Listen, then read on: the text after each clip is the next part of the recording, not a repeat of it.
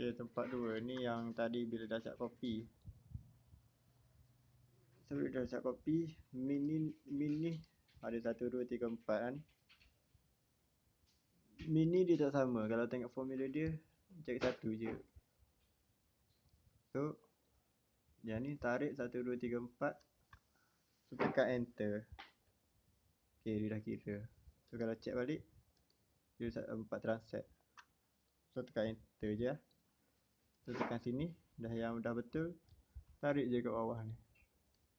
Dia dah tukar semua. Ni min dia dah kira untuk semua. Kalau check yang lain pun dia check untuk 4 lah. So ni standard deviation dia tukar formula 1 je dia kira. So kita kena tarik semua jadi 4. Okay, dia dah ni tarik je.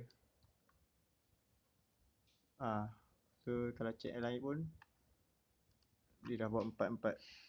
Nice.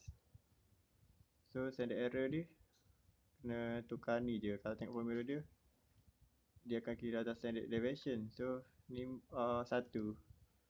So kita delete, letak 4. Tekan 4 sebab 4 transact. So tekan OK. So dia akan tukar. Kalau 1 je, tengok yang 1 dia sama je nombor dengan standard deviation 1 sama. Kalau 4 ni 3.46 8 ni. So kita yang ni dah betulkan 4. Dah tarik je bawah. Okay, settle.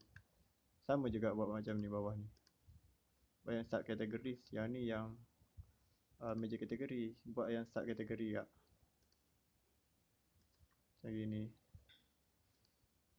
Tarik je. Tarik je lah. Tapi kalau nak senang sikit, kan ni dah betulkan formula dia. Okay, tarik je sampai ke bawah kalau nak senang. Macam kita tarik ke bawah kan, dia betulkan kat bawah. Tapi ni dia akan ni lah tak betul, yang tak ada nombor sebab dia letak kat formula tu.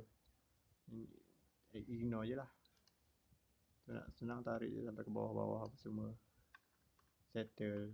Buat macam ni kak. Yang ni pun sama kak macam tadi. Tapi yang bawah sekali dia ada bagi SW index. Yang ni tak tahu nak kira apa macam mana formula dia. Kita tengok apa dah. Tanya Cik Safwan je lah. Bye.